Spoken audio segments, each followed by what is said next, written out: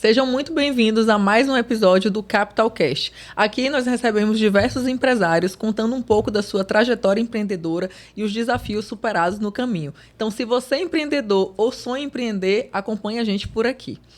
E se tem uma coisa que eu aprendi nessa minha jornada empreendedora, é que a nossa empresa só vai quão longe a nossa saúde permite. E para falar um pouquinho mais sobre isso, hoje eu estou com um convidado aqui super especial, que esse convidado, além de tudo, né, de falar muito sobre alta performance, porque ele é médico ortopedista e do esporte, ele também é CEO da clínica Performe, que é referência no Brasil e já está há mais de 9 anos no mercado. Então, hoje a gente vai falar um pouquinho sobre como manter hábitos saudáveis, né, nessa rotina puxada da vida do empreendedor e como superar os desafios do dia a dia usando essa disciplina, né, e essa performance para aplicar nos nossos negócios. Então, Thiago Menescal, Dr. Thiago Menescal, seja muito bem-vindo ao Capital Cash e obrigada pela sua presença. Obrigado você, Daiane, pelo convite. É um prazer estar fazendo parte aqui hoje do seu quadro aqui do Capital Cash. A gente falar um pouquinho sobre esporte, sobre qualidade de vida, como o esporte pode influenciar no desempenho do empreendedor, da pessoa que quer performar também no mundo dos negócios. Isso mesmo. Então, Thiago, para a gente começar, né, falar aqui um pouquinho, antes da gente chegar nessa parte da performance, do alto desempenho, né? Eu queria que você contasse para a gente um pouquinho da sua trajetória, né? E como que até você ser empreendedor hoje, né? Antes de tudo, ser médico, ter uma formação bem extensa aqui, curricular. Mas como que foi a sua trajetória até você chegar nesse mundo do empreendedorismo? Conta para a gente. Legal. Bom, eu sempre fui uma pessoa que gostei do esporte. O esporte sempre fez parte da minha vida. E eu sempre tive problema com a balança. A balança sempre foi uma luta para mim. E quando eu era criança, sempre pratiquei vários esportes, só que nunca conseguia, de fato, emagrecer. Até que aos 14 anos eu me encontrei na musculação, foi um esporte que eu comecei a praticar, naquela época até escondido dos meus pais, porque, não sei se você lembra, mas tinha aquele mito de que se fizesse musculação pararia de crescer. E eu com os meus 14 anos, já tinha 1,80 m e pouco, falei, não tem problema se eu parar de crescer. Eu queria ser igual o Stallone, o Van Damme, eu tinha aquele sonho, né? Já que eu não consigo ser magro, deixa eu tentar ser forte. Até hoje eu ainda não consegui, mas eu estou no processo. Então o esporte começou a fazer parte da minha vida. E sempre tive o sonho de viver disso. E meu pai, um cara que eu sempre respeitei muito, sempre ouvi muitos conselhos, ele falou assim, olha filho, se você gosta do esporte, procura fazer medicina para você ter uma qualidade de vida, você se virar na vida, não depender de mim, e aí você começa a seguir um caminho que o esporte vai te guiar. E foi assim que eu fiz. Eu prestei medicina não por vocação à medicina, mas sim pelo amor ao esporte. E comecei a prestar, né, os vestibulares, meu pai me ajudou bastante naquela época, passei em medicina e desde então eu já comecei a guiar minha vida dentro da medicina para o esporte. Naquela época não existia nutrologia, não existia essas especialidades mais atuais, mas existia ortopedia. E quando eu comecei a rodar na ortopedia, eu vi que a ortopedia tinha muito a ver com esporte. Por quê? Por causa das lesões. E eu comecei a amar aquele ambiente ali, aquele ambiente com os ortopedistas, vários atletas machucados, eles reabilitando o mais eficiente possível para que esses atletas voltassem à competição. E assim eu procurei seguir minha vida acadêmica. Fiz minha residência em ortopedia em São Paulo. Logo em seguida fiz minha subespecialidade em quadril e medicina do esporte, que era o meu grande sonho.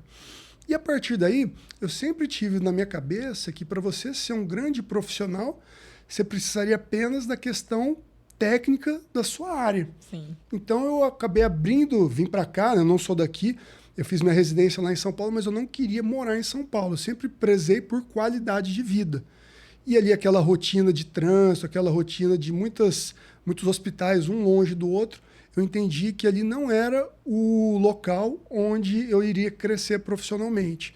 E minha irmã casou com um médico do Maranhão, ela me convidou para vir aqui para conhecer a cidade, eu não sou daqui, não conhecia ninguém, e conversei com a minha esposa. Falei assim, olha, ali eu acho que aqui em São Luís tem uma grande oportunidade, eu acho que a gente, fazendo um trabalho bem feito, a gente pode crescer, e eu acredito que esse desafio faz muito sentido para a gente. Ela concordou, nós viemos há 10 anos atrás, sem saber nada de empreendedorismo.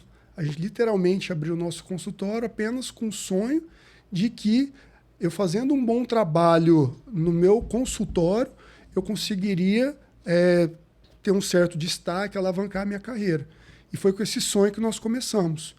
E aí, quando nós começamos com esse sonho, nós começamos a observar que a jornada do empreendedorismo é muito mais do que só a parte técnica. Sim. Né? Nós precisamos ter vários conceitos, que eu acredito que nós vamos conversar daqui a pouco, que a gente foi entendendo, mas que a essência é sempre fazer o nosso melhor ali dentro para o nosso paciente. Eu acredito que quanto mais você entrega, quanto mais valor você entrega naquele momento ali, que você está com o paciente percebe a sua dedicação com ele, esse paciente vai fidelizar com você. Então, esse conceito, desde sempre, sem fazer nenhum curso, sem fazer nenhuma pós, nem nada, eu comecei a entender. E paciente que começou a ter a experiência de passar conosco, começou a fidelizar. E aí eu comecei, em cima disso, começar a criar uma carteira de clientes. Foi assim que foi o nosso começo. E aí a gente começou depois a fazer alguns cursos, algumas pós, para a gente evoluir. Né? A gente não pode ficar estagnado apenas na parte técnica da medicina. Sim, isso que você falou é muito interessante, porque eu vejo acontecer muito com muitos empresários, né? Eu sempre falo que quando a gente começa uma empresa, a gente é a operação. Geralmente você começa por uma habilidade ou competência que você tem, né? Então, tem muitos técnicos profissionais. Eu, por exemplo, sou contadora, né? Já tenho uma área um pouco mais relacionada a negócios.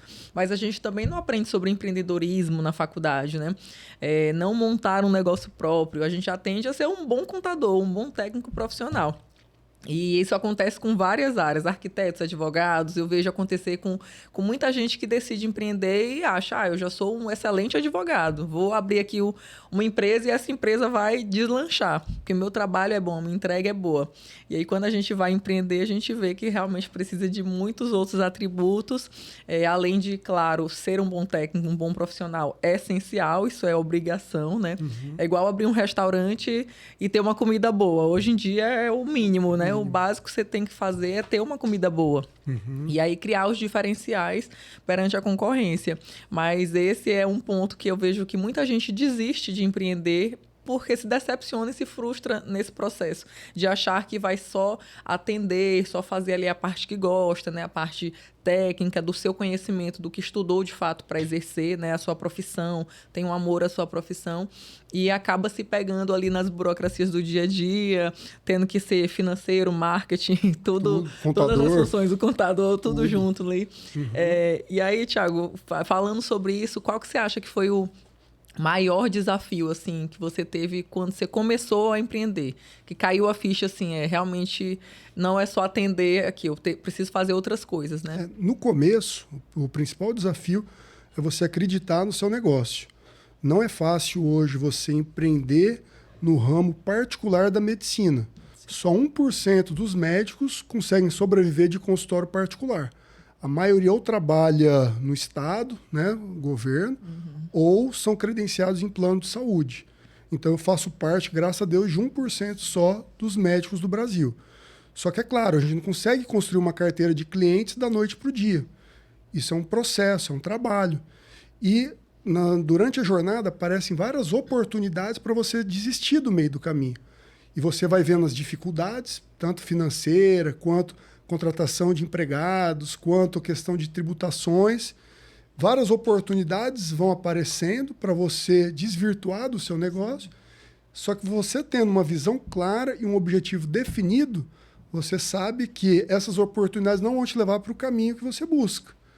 Então, acho que a maior dificuldade, o maior desafio no começo é acreditar no seu negócio e entender quais são os pontos necessários para que você cresça no seu negócio. No meu caso, por exemplo, para eu encher uma agenda, o que eu fazia? Mesmo sem ter nenhum paciente, eu procurava sempre ir no meu negócio, treinar minha secretária, que antes meu quadro era apenas uma funcionária. Então, eu tinha que treiná-la para quando o paciente ligasse, como é que seria a abordagem. Se o paciente perguntasse se aceitaria plano de convênio, como que seria a abordagem dela, e sempre gerar valor para o meu paciente. Ali, naquele momento, ali, mesmo sem nenhum paciente no consultório, eu entendi que aquele era o meu momento de trabalho. Eu sempre entendi que quanto mais eu sirvo, mais eu recebo. Então, o que eu fazia? Eu procurava, naquele momento ali, gerar conteúdos. ver as dúvidas que eu via do dia a dia, que os pacientes me perguntavam em academia, em próprio consultório, e começava a gerar conteúdos para que, através de redes sociais, através de Google, meu negócio, as pessoas me encontrassem e vissem valor no meu serviço. Então, esse daí foi o grande desafio inicial. Muito bom. É muito legal você ter tocado nesse assunto, né? Porque eu acho que acontece muito com alguns profissionais dessa área. De ficarem esperando a agenda. Quando eu tiver uma agenda cheia, eu vou abrir um consultório. Mas ninguém vai abrir um consultório com uma agenda cheia, gente. Não existe isso. Então, primeiro você realmente faz uma construção. E aí você começa a prospectar e fidelizar esses pacientes. E aí isso que você falou é muito verdade. A gente tem que estar ali, principalmente no início, dentro do nosso negócio, dando toda a nossa energia necessária para fazer as coisas acontecerem. Porque no início você vai, como você falou, você tinha um quadro de uma pessoa, né? Sim. Então você começa, geralmente a gente começa nosso negócio com aquele, eu falo que o organograma são 2 pessoas, geralmente, né? É você e o primeiro doido que acreditou em você, né? Então, ou é um sócio, ou é um primeiro colaborador, é o primeiro doido que confiou, vai dar certo. E se eu te contar como é que foi a contratação desse primeiro doido, você não acredita. Sabe como é que foi a minha entrevista de emprego? Como? Foi uma paciente. Uma paciente falou, doutor, o senhor é muito bom. Eu estava trabalhando em outro local, né? O senhor é muito bom, você tem que abrir um consultório, não sei o que. Quando você abrir, você me chama. Aí eu, sempre comecei a criar uma relação com ela. Chamo. E aí, quando eu abri, eu falei assim, é ela que vai... Ela. Recrutamento e seleção. Não precisa, tem já aqui uma pessoa que falou comigo, já tem a funcionária ideal. Foi assim que a gente começou. Muito bom, muito bom. Inclusive, o próximo tópico aqui era pra gente, exatamente falando pra gente fazer uma reflexão, né, de como que é gerir hoje mais de 30 profissionais, né, que você tem mais de 15 especialistas que atendem na clínica, fora o ciclo, né, operacional, o grupo operacional que já está lá também diariamente. Então, tem mais de 30 pessoas hoje que você está gerindo. Acredito que esses 30 já não foram mais da forma que foi o primeiro, né? Então, o que mudou dessa primeira que quis trabalhar lá para hoje você conseguir montar esse time, né? Quais são as suas prioridades? Eu acredito que, para a gente ter resultado, o principal papel hoje é a liderança, né? Hoje, eu sou o CEO da equipe. E o meu papel, além de montar bons times, é treiná-los. Então, no nosso recrutamento, a gente é bem criterioso, a gente procura seguir toda uma planilha e fazer alguns testes para ver tanto se o profissional está adequado à cultura da nossa empresa, quanto os colaboradores. E a partir do momento que a gente valida esse profissional, a gente procura sempre treinar. Então, hoje, o meu grande desafio é ter sessões individuais com cada colaborador, com cada profissional, para que a gente adeque a melhor estratégia para que ou ele tenha mais pacientes, ou ver o ponto de melhora desse colaborador ou desse profissional para que ele evolua na sua carreira. Então, a gente está em constantes feedbacks. E feedback eu sempre foco muito com cada um deles, né? Não são críticas. Se eu estou dando feedback, é porque eu quero que você melhore. Eu acredito em você. Sim. Então, são pontos cegos que eu falo que a gente precisa evoluir para a gente melhorar profissionalmente. O colaborador profissional precisa entender que a gente é um time. Um time não ganha jogo sozinho. A gente ganha jogo em comunidade. Então, toda a nossa comunidade performance precisa estar envolvido para que a gente tenha a melhor experiência para o paciente, a gente consiga os melhores resultados para o paciente indique nós para outras pessoas, para que a gente construa esse ciclo virtuoso. Então, hoje, a nossa principal função é fazer com que cada colaborador, cada profissional da área da saúde, entregue o seu máximo. E eu, hoje, graças a Deus, já com 9 anos de experiência, eu consigo identificar cada gargalo que a gente pode melhorar. Então, eu falo sempre, principalmente profissionais de saúde, cara, eu vou falar isso para você, mas leve isso com humildade, para você crescer. Eu não estou aqui para te repreender, para nada disso. Eu estou aqui para você evoluir. Eu já passei por esse processo. Eu acredito que a gente seguindo por esse caminho, você vai ter êxito melhor. Você vai ter uma carteira mais cheia, os pacientes vão gostar mais de você, usando a minha experiência. Eu acho que você falou duas coisas muito importantes, assim, que eu levo muito em consideração hoje nos meus negócios, né? Primeiro, cultura organizacional. Eu acho que cultura é um assunto que está sendo muito falado hoje em dia, mas cultura nada mais é do que a forma de ser da sua empresa, né? Sim. Então, os seus rituais, esse senso de pertencimento, né, da equipe, isso é muito importante você cultivar e fidelizar.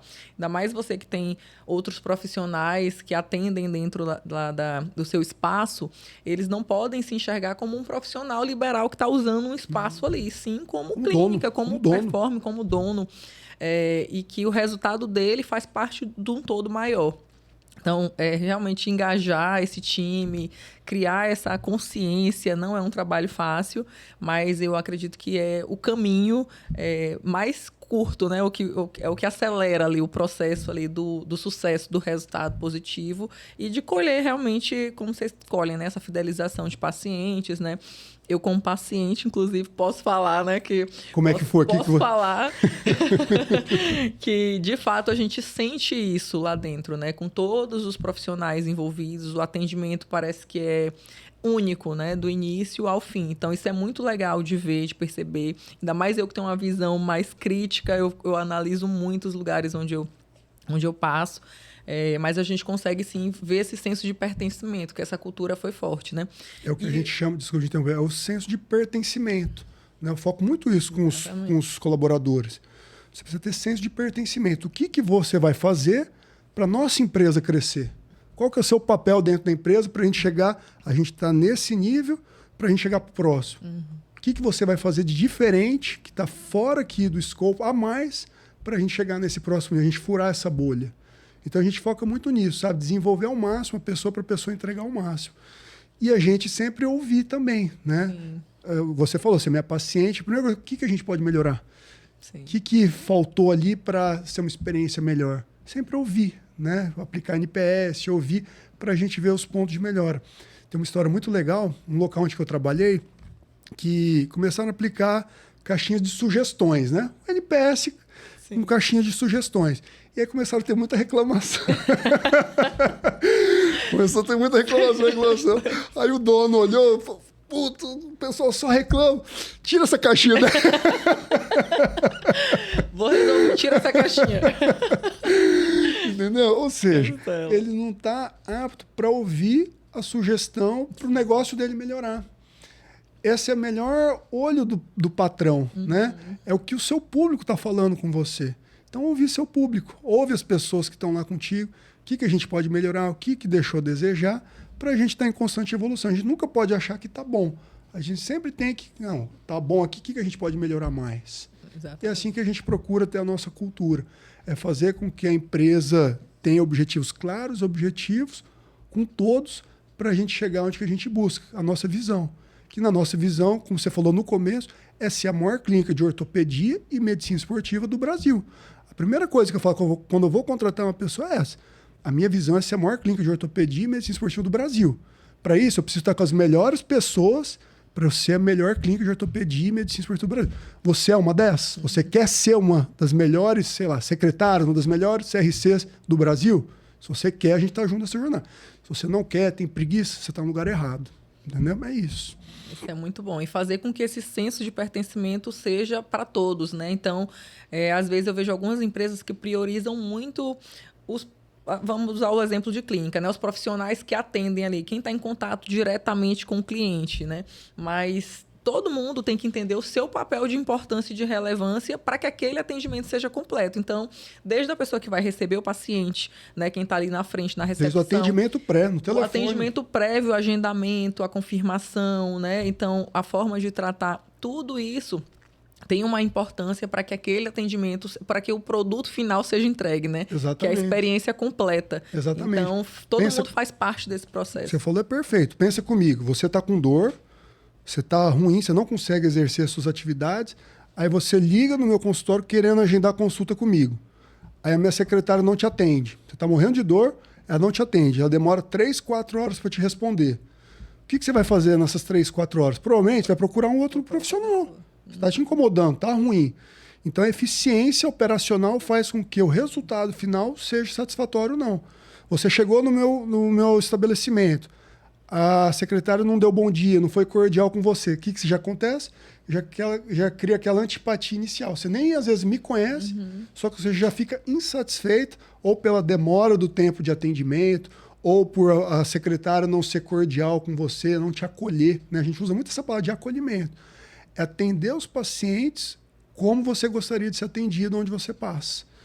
Então a gente procura treinar bastante esses pontos para que o desfecho final, né, seja a resolução do quadro do paciente e a gente, de fato, entregue o que a gente está propondo. Isso vai muito com um tema que também está sendo bastante falado, né, e discutido, que é sobre a experiência do cliente, né, que é o que a gente falou, que eu gosto de dar o exemplo do restaurante. Hoje em dia, ter um restaurante e ter uma boa comida não é mais suficiente, né? Isso é obrigação. Então, isso é obrigação, é o mínimo que você tem que fazer. Então, tudo bem que a gente precisa ter um cuidado, né? Mas o paciente, o cliente vai esperar que ele vá comer bem ali num restaurante. Mas todo o resto, o contexto, é que vai fazer ele voltar ou não. Então, se ele ter facilidade para estacionar o carro, se ele foi atendido rápido, se o prato dele chegou na mesa, né, num tempo satisfatório. E na clínica médica, você sabe quais são os dois principais pontos que o paciente tem a percepção de valor? São coisas básicas. Não precisa, eu falo muito isso com as meninas. Não precisa fazer muito. É fazer o básico bem feito, às vezes. Já cria percepção de experiência. O primeiro é se o paciente foi atendido ou não na hora. Que isso, se for ver, é o básico. Isso não é nada demais. Essa é a principal percepção de valor do paciente no momento da consulta. E o segundo é se a equipe foi indiferente ou não com ele. Ou seja, o acolhimento. Dar um bom dia, um sorriso no rosto, estender a mão. O que você precisar, eu estou à disposição, você aceita um café, fazer o básico chamar pelo nome. Né? Às vezes o paciente está lá na agenda, Daiane, 13 horas. Cheguei, oi Daiane, tudo bem? Bem-vinda. Então, né, é o básico, tá ali. A informação já está lá, não precisa gravar o nome de todo mundo. Essas são as duas principais indicadores para que o paciente tenha percepção de valor no momento da consulta médica. Aí tem vários outros, mas fazendo esses dois já é meio caminho andado para fazer o gol. Grande chance do paciente voltar e se sentir acolhido. E indicar o próximo. Com certeza. Isso é perfeito, muito bons exemplos. Então, falando um pouquinho aqui agora sobre... fazendo essa conexão, né, entre esportes e negócios. Eu gostei que você falou que sempre quis viver o esporte, né? Sempre se viu nessa área e foi parar no empreendedorismo. Então, hoje, como que você relaciona os hábitos de quem pratica esporte, né, de quem tem ali essa rotina de atividades físicas, e aí falando de atletas a amadores ali, as pessoas que só praticam mesmo por saúde, bem-estar, ou estética também, né? Então, como que você vê essa relação da alta performance nos negócios com a alta performance no esporte? Hoje está até na moda, né? Hoje vários CEOs, né, estão cada vez mais praticando maratonas, Ironman, né? Hoje está muito... Essa comunidade está muito forte. Isso é muito legal. Eu acho que tem tudo a ver, né? Por quê? Porque o esporte nos molda caráter, né? O que é o esporte? O esporte é você saber ganhar e perder. É você sempre dar seu máximo, e nem sempre o seu máximo vai ser o suficiente para você superar um adversário. É você ter resiliência. Um dia que você está doente, você não quer treinar, mas, cara, eu sei que isso aqui vai fazer parte do meu processo de evolução. Então, mesmo cansado, mesmo doente, eu vou fazer um treino mais leve, mas eu vou fazer. Então, o esporte nos molda a sermos bons donos, sermos bons líderes. Quando a gente pratica atividade física, a gente sempre busca ter uma disciplina, né? Ter uma rotina, seguir processos, né? Dificilmente quem gosta de praticar esporte, ele está preocupado com o resultado final. O cara curte o processo, o cara curte estar lá, curte estar fazendo. Seja chuva, faça sol, faça calor, a pessoa está lá. Então é uma pessoa que aguenta tomar mais porrada, é uma pessoa que aguenta ouvir mais não, é uma pessoa que aguenta ouvir mais feedback, é uma pessoa que aguenta ter mais os desafios do dia a dia de uma forma mais leve. Eu costumo dizer que, para tudo valer a pena, a gente precisa estar, no fundo, feliz com o que a gente faz. Então, eu acho que não faz sentido você, todo dia, ir treinar de cara feia, emburrada, reclamando, resmungando, sendo uma tortura aquilo ali. É a mesma coisa em empreendedorismo. Às vezes pergunto, empreendedorismo é para todos? Na minha visão, eu acredito que não. Qualquer um pode empreender. Sim. Mas eu acredito que poucos têm o perfil de empreendedor. Por quê? O perfil de empreendedor são pessoas resilientes, são pessoas que aguentam conviver na diversidade e tá tudo bem. São pessoas que aguentam ouvir muito mais não, muito mais cara feia do que aquele momento ali de felicidade, aquele momento ali de elogio, aquele momento ali de euforia. Então são pessoas que são mais fortes emocionalmente, são pessoas que são mais fortes fisicamente. Então por isso que eu acho que cada vez mais as pessoas empreendedoras, as pessoas que gostam desse universo, têm essa conexão perfeita com o esporte, porque o esporte ensina isso. Sim. Então eu acho que a pessoa que pratica e vive o esporte tem uma chance maior de sobreviver, de viver bem do empreendedorismo. Mas não é que seja impossível, né? Uma pessoa que não é esportista também ter sucesso no mundo dos negócios. Eu acho que, por muito tempo, falando agora uma experiência pessoal, por muito tempo eu achava bobagem, assim, achava que não era uma prioridade tirar um tempo ali diariamente para cuidar da minha saúde, para fazer alguma atividade física. Nunca fui uma criança, ao contrário de você, eu nunca fui uma criança que fez nada, assim. Eu digo que eu sou frustrada por duas coisas. Não pratiquei nenhum esporte e também não aprendi a tocar nenhum instrumento. Então, isso aí eu nunca fiz. Não fui Do instrumento também eu sou frustrado. Do instrumento não sei tocar nada. Eu sempre tive vontade de tocar bateria, só que minha mãe nunca deixou. Olha, eu queria tocar piano, não sei. E aí eu nunca fiz nada de esporte, eu também sempre achava, eu achava que musculação era uma futilidade. Eu dizia, gente, eu não tenho tempo para isso não, musculação, que é isso? Eu tenho que trabalhar, tenho que fazer minhas coisas, não tenho tempo para estar em academia. Eu achava que musculação era coisa de gente que tinha tempo livre, né? E aí não era realmente, de fato, uma prioridade, porque o único horário que encaixava na minha rotina era treinar de manhã cedo, então eu preferia dormir mais um pouco, né? Então, tudo isso, gente, às vezes hoje as pessoas me perguntam, como que você vai para academia todo dia, 6 da manhã? Vira um hábito. E não é que todo dia eu estou feliz e motivada para ir. Tem dias que eu vou não querendo ir. Porque é rotina. É porque é rotina. Você cria um hábito e uma disciplina. Isso. Aí na rotina você começa a ser disciplinado. Exatamente. É igual empreender. Às vezes as pessoas pensam assim, eu vou abrir minha empresa porque aí... hoje eu não estou a fim de trabalhar. Quer saber? Vou abrir minha empresa que eu só vou quando eu quiser. Gente, empreender Isso é nunca vai igual. dar certo. Você vai ter dias que você também não vai querer ir e você vai pela disciplina de ir, porque você tem compromisso, tem pessoas lá esperando suas decisões, né? Então, tem vários dias que eu tô cansada já na semana, que eu falo, nossa, eu queria ficar em casa hoje. E aí, às vezes, até meus funcionários brincam, Daiane, mas tu é a chefe, tu pode ficar em casa hoje. Não é assim, a gente não tem esse luxo o tempo inteiro, né? O líder tem que ser o exemplo. O líder tem que ser o exemplo. Eu tenho uma frase que eu acho muito legal, que eu vi a partir de então, eu comecei a aplicar de fato na minha vida. Se o líder voa, a equipe corre. Se o líder corre, a equipe anda. Se o líder anda, a equipe dorme. Boa. Vou adotar essa frase. Muito boa, gente. Mas realmente é isso mesmo. E hoje eu percebo o quanto que incluir essa rotina, né, de acordar e o primeiro compromisso do meu dia ser ir para minha academia, fazer o meu treino de musculação, passar aquela minha hora ali desconectada de celular. Gente, eu não tenho... Ninguém vai me mandar mensagem, nenhum cliente, não vai ter nenhum problema. Então, para mim, é um horário que me dá esse conforto, né? Que durante o dia...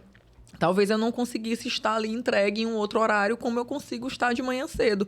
E aquilo já me prepara para o dia. Então, eu digo, se a gente acorda se superando, a primeira batalha que a gente vence é com a gente mesmo, né? Levantar da cama. Não tô afim de hoje, mas vou levantar, eu vou lá, vou dar o meu melhor. Né? O melhor que eu dia vencendo. Você já acorda o dia vencendo. Você acordou, você saiu ali daquela comodidade, ficar um tempinho mais ali na coberta, no quentinho, na zona de conforto, e vai para a zona de desconforto. Só que a zona de desconforto a médio e longo prazo, a gente sabe que vai te trazer resultados benéficos. Isso que você falou, do ponto de vista neuroendócrino, é super validado. Quando você treina, principalmente musculação, você libera uma série de neurotransmissores que regulam seus níveis de cortisol, regulam seus níveis de endorfina, regulam seus níveis de dopamina. Você cria uma regulação endócrina e neurológica que faz com que você fique mais estável emocionalmente. Então, dificilmente, você vai ter mais compulsão por doce durante o dia, Dificilmente, numa reunião mais difícil, você vai ficar mais estressado. Dificilmente, no momento ali que você precisa tomar uma decisão, você vai titubear na decisão. Você provavelmente vai tomar uma decisão mais assertiva, mais racional, em vez do emocional. Então, isso de fato acontece. Você ter o hábito de praticar exercício melhora, sim, a sua performance no empreendedorismo. Muito bom, muito bom. E eu até tinha colocado aqui uma pergunta, né? Quais são as lesões, né, mais comuns que os empreendedores criam para si mesmos por negligenciar a saúde? Eu acho que o principal é a fadiga, né? A gente sabe que a nossa demanda é muito grande, a gente está o tempo todo conectado, então a gente fica muito estressado, fadigado. Então, às vezes, você começa a negligenciar um problema, você começa a resolver de forma ineficiente, às vezes a forma mais cômoda, esse problema. Por quê? Porque você está cansado, você está fadigado, você não tem disposição, você não tem mais saco para resolver aquilo. Então, por isso que é importante uma alimentação equilibrada. Quando você se alimenta de forma balanceada, uma forma eficiente, você está ali nutrindo vários minerais, várias vitaminas, vários aminoácidos, que vão ajudar nessa percepção de fadiga central. Então, você está mais descansado emocionalmente, você está mais descansado fisicamente. E isso faz com que você tome decisões mais assertivas, consiga ter reuniões mais prolongadas, consiga ter uma capacidade cognitiva melhor. Então, isso faz com que você tenha uma eficiência operacional estratégica naquele determinado momento.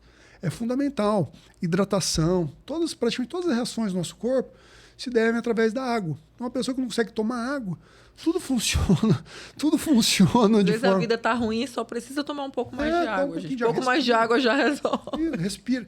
Nada é tão ruim que um bom copo de água e uma boa respirada não consiga acalmar, não consiga clarear suas ideias. Eu costumo dizer que toda situação difícil, evita resolver naquele momento de emoção. Respira, toma água, pensa, conversa com alguém que faz parte também ali da equipe, que tem um conhecimento para te ajudar. Eu acredito muito em equipe também, né? Cada um tem uma visão de vida, uma experiência e um comportamento que pode complementar, né? Então, várias decisões difíceis, eu procuro sempre conversar com os meus sócios, conversar com amigos, conversar com pessoas que têm mais experiência do que eu para aquele determinado momento, aquela determinada situação. Eu acho que isso é fundamental. Isso traz um ponto também que eu gosto bastante hoje de falar sobre, né? Que eu acho que até a gente escolher mentores na vida, né? Com certeza. A parte do empreendedorismo, eu acho que... Eu fico vendo também, hoje eu tenho 10 anos como empreendedora, e aí, se eu pudesse lá atrás ter tido, né, pessoas mais próximas para me orientarem, me ajudarem a tomar algumas decisões, com certeza eu teria encurtado alguns caminhos. Então, acho que hoje está muito em evidência esse termo, né, de ter mentores, mas acho que isso aí que você falou, às vezes é um outro empreendedor, até outra área, grupos de empresários, né? Então, o que você puder buscar de pessoas que estejam vivendo, porque realmente o empreender é muito solitário, né? E tem coisas que o empresário não pode compartilhar com a sua equipe, porque ele tem que estar ali firme, forte, não tudo vai dar certo, vou resolver. Mas aí, se você tiver pessoas com quem dividir aquela carga emocional ali naquele momento, eu acho que ajuda bastante também a tomar decisões, a dividir essa responsabilidade, né? E como você falou, refletir, dar um tempo ali para a mente, acalmar as ideias e aí, claro, quando necessário, buscar opiniões, né, e conselhos de pessoas que já tenham passado por essa experiência. E assim, na minha prática, o que eu vejo, quanto maior você vai ficando, mais decisões difíceis você vai precisar começar a tomar. E cada decisão difícil impacta diretamente ou de forma positiva ou negativa na sua empresa. É uma cascata, um efeito cascata. Então, toda decisão complexa, na minha visão, eu acredito que precisa ser pensada, compartilhada para minimizar erro. A gente sempre procura minimizar, e é claro que às vezes a gente erra, e a partir do momento que errou, retomar a rota. E a partir do momento que essa decisão foi acertada, validá-la para dar continuidade.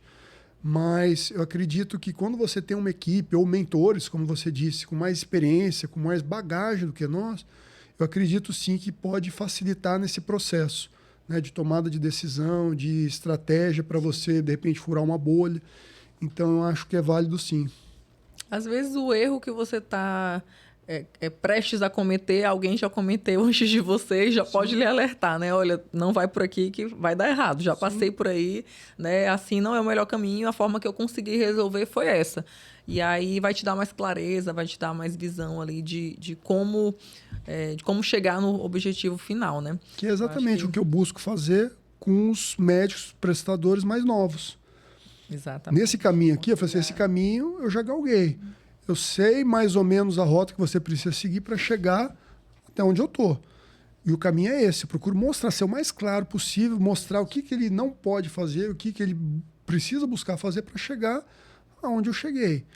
E a partir daí a gente alcançar níveis maiores, né? Com quem? Com quem alcançou coisas maiores, né? A gente precisa nós precisamos ter inspirações em outras pessoas, né? Com certeza. Isso que você falou traz muito também essa sua visão de crescimento, né? E esse senso de comunidade, de pertencimento. Porque tem muitos profissionais que têm um pensamento um pouco egoísta, né? De, eu tenho que ainda estar acima aqui da minha equipe, porque eu sou o CEO, então eu não posso permitir que os outros profissionais me ultrapassem, né? Ou aprendam o que eu sei. E eu digo, gente, sempre vai ter mercado e oportunidade para quem é bom. Eu acho que quem é bom ali nunca vai estar precisando disputar espaço com ninguém. E, na verdade, eu acho exatamente o contrário. Uma empresa boa, uma empresa sólida com bom valuation, é o quê? É uma empresa que consegue gerar receita sem o seu líder, sem o seu CEO. Eu quero que cada vez mais a equipe descentralize a capacidade de gerar recursos sem eu. Exatamente. Isso é uma empresa madura, isso é uma empresa que de fato gera valor. Exato, que pensa realmente no crescimento, na sucessão, né? Eu falo muito sobre isso também lá na empresa. E eu sempre digo, olha, aqui eu não vou negar nunca informação para ninguém. Tudo que vocês quiserem saber, aprender comigo, estou aqui à disposição para passar para vocês. Então, não tenho receio nenhum de se amanhã vocês não vão estar mais aqui na empresa, porque aqui eu quero ter sócios, né? Eu estou com futuros sócios. Lá a gente tem você falou da contratação, a gente contrata nosso plano de carreira. Começa como estagiário e vai até sócio. Então, se você construir essa jornada junto com a gente, o que a gente busca é ter sócios, né? Se hoje eu tiver mais Daiane dividindo a responsabilidade comigo, eu consigo ter mais frentes de negócio, atender mais empresas e aí, como você falou, criar uma empresa muito maior economicamente falando, né? E de entrega também. A gente consegue gerar uma entrega melhor, agregar mais valor para os nossos clientes. E eu acho que isso é fortalecer a nossa cultura e trazer essas pessoas para esse senso de pertencimento, de realmente ter essa visão de futuro alinhada ao nosso negócio. E criando um ecossistema dentro do próprio negócio, né? Isso eu acho que é uma empresa que a gente mira, que a gente busca. Né? São de fato, ter vários Daianes, vários Thiagos dentro do negócio, com senso de pertencimento e de fato virando sócio. Para fazer cada vez mais essa empresa estável, cada vez mais essa empresa crescendo. Muito bom. E, Thiago, e como que você, falando hoje da sua equipe interna, né? Como que você faz para motivá-los a ter uma vida um pouco mais saudável? Você consegue passar esses valores para sua equipe também? Você tem alguma política de incentivo? Como que vocês fazem hoje lá para manter a equipe motivada? Eu costumo dizer que a gente precisa ser o espelho para os nossos pacientes. Então, já no momento da contratação, eu faço uma pré-avaliação se a pessoa está totalmente desleixada, se é uma pessoa que não cuida do físico, não cuida do emocional, ela já nem passa para a próxima etapa de contratação. Por quê? Porque eu entendo que as pessoas que nos buscam, a gente precisa ser inspiração para elas. Então não faz sentido nenhum eu estimular meu paciente a praticar atividade física, manter um peso, fazer o mínimo de musculação possível e ter toda a minha equipe ali acima do peso, desleixada, sem se cuidar, sem nada. Então eu sempre procuro focar nos feedbacks que eu dou, né? Primeiro, no momento da contratação, eu já excluo quem não está dentro ali, de um mínimo de uma forma física. E nos feedbacks do dia a dia eu falo, a gente tem que se cuidar. Eu foco muito em melhorar a performance na produtividade com o esporte. Então você precisa praticar atividade física, você vai melhorar seu desempenho aqui dentro, você vai melhorar seu estresse. Você está vendo quando você anda estressado ultimamente? Se você praticar a musculação, você vai ver como vai melhorar. procura se hidratar mais, procura. Então eu faço essas reuniões, às vezes mensais, bimestrais, com determinado colaborador, com determinado médico, para que ele tenha essa imagem da clínica, né? Eu acredito que a primeira impressão é a imagem. Então, se você não conecta aquela imagem ali que está tratando de você, você já cria uma repulsa inicial do paciente com um determinado funcionário, determinado médico. Então, eu falo sim com eles que precisa se cuidar, que precisa cuidar da alimentação, precisa cuidar. Às vezes eu brinco, né? No horário de almoço que eu estou lá atendendo, deixa eu ver o que vocês estão comendo aí. Eu não quero biscoitinho aqui. Biscoitinho aqui não entra. Colocar um fiscal aqui das marmitas.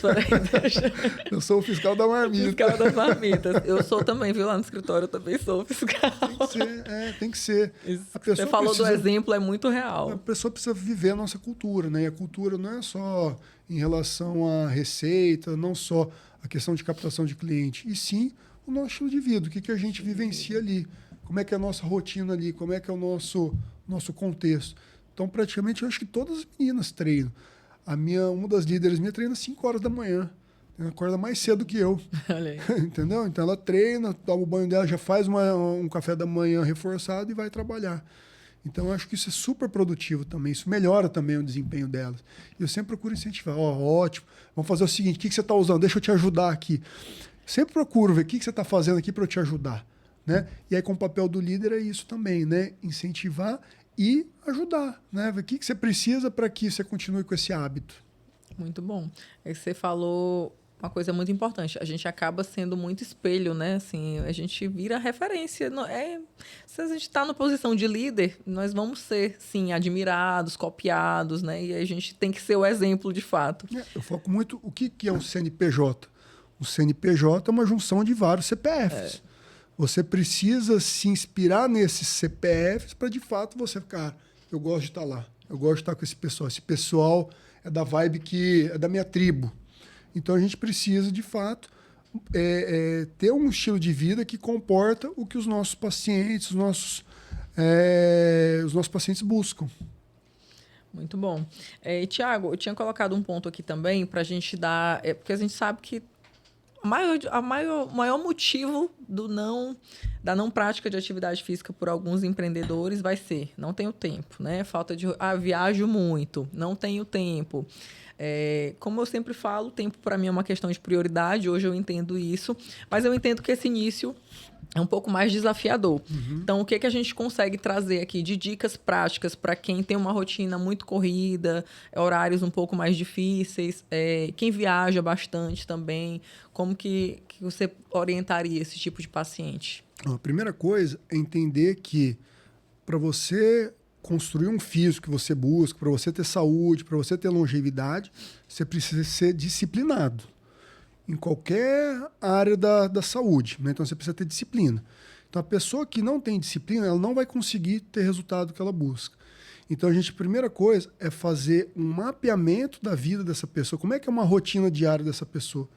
Qual horário é o mais fácil para ela encaixar um treino em algum momento do dia dela? O dia tem 24 horas. Você precisa de 1 hora só do seu dia para executar um treinamento. Então, você precisa entender que você precisa ter disciplina e o treino precisa fazer parte do contexto do seu dia. Aí a gente precisa fazer uma anamnese para ver qual momento seria o ideal para aquele paciente. Então, um paciente que não consegue de jeito nenhum acordar cedo, tudo bem, você não precisa treinar cedo. Só que, de repente, num horário de almoço, você vai diminuir um pouco o seu horário de almoço e vai encaixar um treino no horário de almoço. Ah, não consigo, meu horário de almoço é puxar. Então, depois do expediente, você já leva a mochilinha. Uma dica que eu sempre dou é evite ir para casa depois do expediente.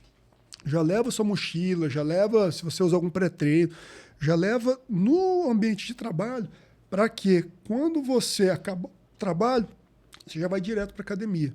Eu fazia muito isso. No meu começo, eu não era um cara que gostava de treinar pela manhã. Eu sempre treinava depois do expediente. Então, só que quando eu ia para casa, eu tinha dificuldade em ir. Porque tudo ali é mais chamativo do que um exercício. E você já está cansado, você começa a ter gatilhos para inventar desculpa para não ir. Então, se você vai no final do dia, minha orientação é: já leva tua mochila, já leva sua marmita, já leva seu pré-treino para você usar já no final do trabalho para já ir direto para a academia. Então, ter disciplina.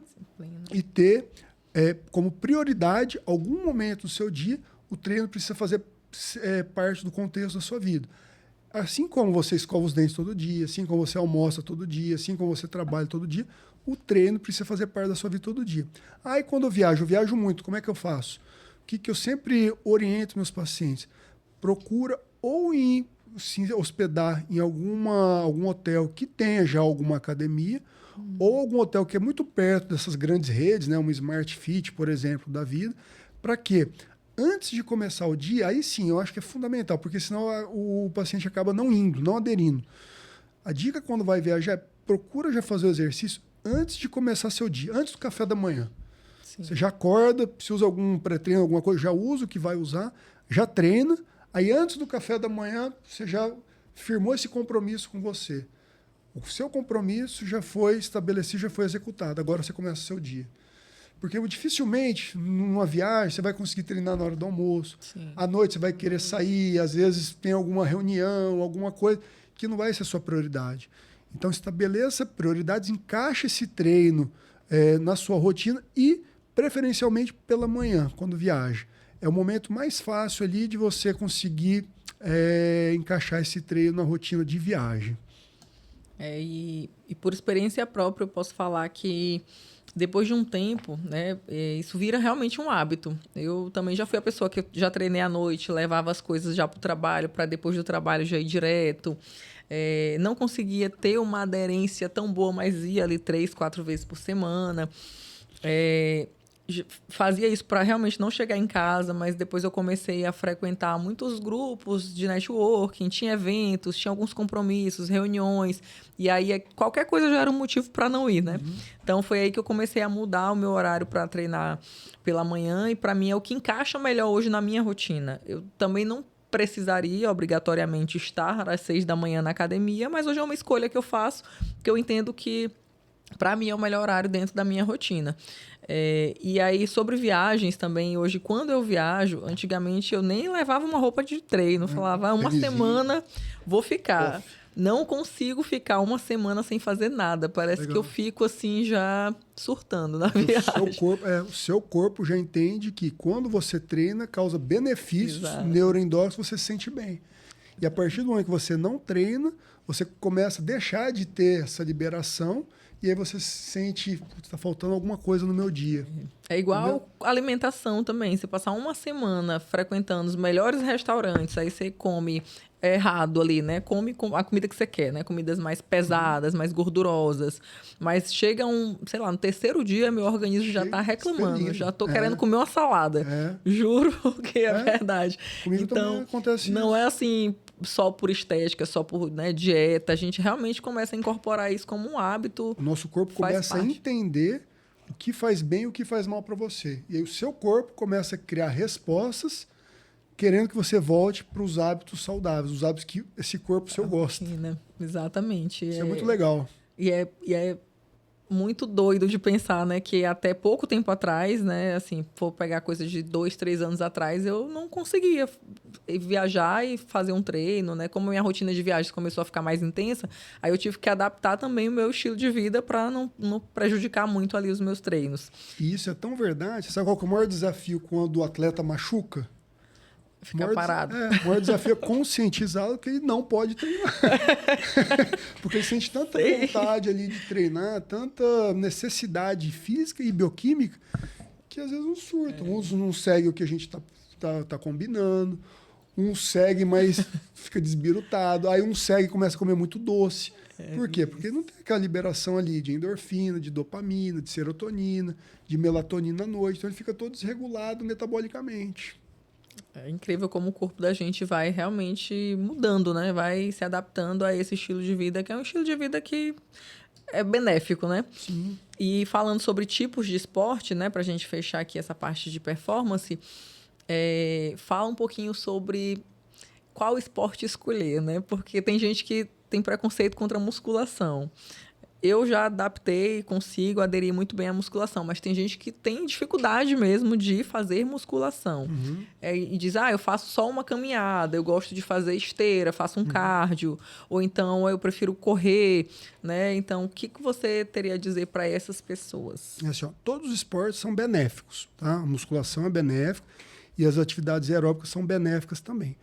Cada um é benéfico mais em algumas áreas do corpo em detrimento a outras. Então, quando você faz musculação, o que você está estimulando?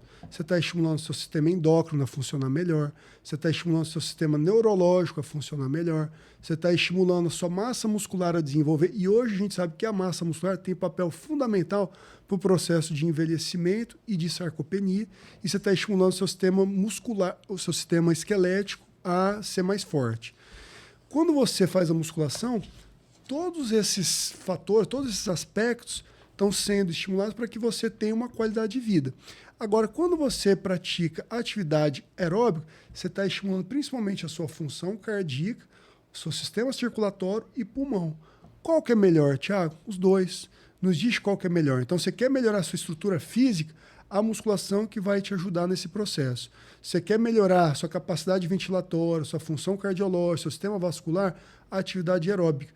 Por isso que os trabalhos mostram a pessoa que quer ter qualidade de vida, a pessoa que quer ter longevidade, a pessoa que quer ter menos doença, unir as duas, musculação com cardio. Mas eu detesto fazer musculação. Tem que fazer musculação? Não necessariamente. Você não vai ter os benefícios da musculação. Mas entre você fazer seu cardio e não fazer nada, com certeza faça seu cardio. Eu faço musculação, eu detesto fazer aeróbico. Eu posso fazer só musculação? Não tem problema, você só não vai ter os benefícios do cardio. Então, assim, eu sempre estimulo o paciente a fazer a atividade que gosta. Você gosta de jogar basquete? Jogue basquete. Na medida do possível, vai colocando uma musculaçãozinha para ir fazendo parte também da sua rotina, até para você ver se vai pegando gosto. Porque aí você, indiretamente, vai associando as duas atividades. Você não precisa chegar fazendo... Você detesta musculação, mas tem que fazer musculação. A pessoa não vai ter aderência. Ela não vai ter isso como uma rotina. Então, a minha orientação é: vai introduzindo atividade que você não gosta de forma sutil. Eu falo por experiência própria. Eu fui um paciente que eu emagreci só na musculação. Eu nunca gostei de fazer cardio. E até hoje eu não gosto muito de fazer cardio. Cardio, para mim, eu faço porque eu entendo que é necessário. Mas hoje o que eu faço? Na minha rotina diária, eu sempre faço uma musculação mais forte e um cardio mais leve. E aí, no final de semana, eu procuro fazer um cardio um pouco mais forte e descanso na musculação. O que eu estou fazendo ali? Estou mesclando os dois. Isso é o que os trabalhos mostram que é o mais benéfico para a nossa saúde. Muito bom. Eu acho que tem muita gente também que consegue aderir à musculação depois do esporte, né? Porque às vezes eles fazem um esporte por hobby. Eu gosto de jogar minha bola no final de semana. Aí começa a cansar, não tem mais... Machucar. Então ele vai sendo levado para a musculação para conseguir ter um condicionamento físico no esporte. Isso aconteceu comigo quando eu comecei a fazer tênis. Eu comecei a fazer aula de tênis e eu não tinha preparo físico, condicionamento físico. Ali eu fiquei, meu Deus, eu estava ofegante, eu não fazia cardio, eu também não odiava fazer cardio.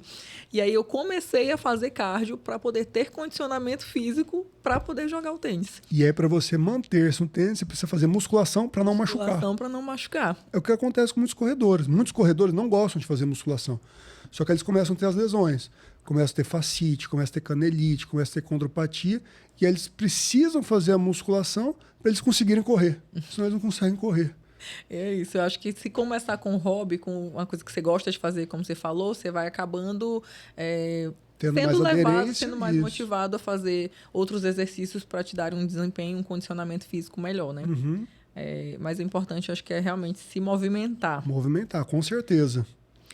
Então, Thiago, para a gente finalizar, estamos chegando aqui, infelizmente, ao fim do nosso papo, né? Que foi muito rápido. Bom, passou rápido.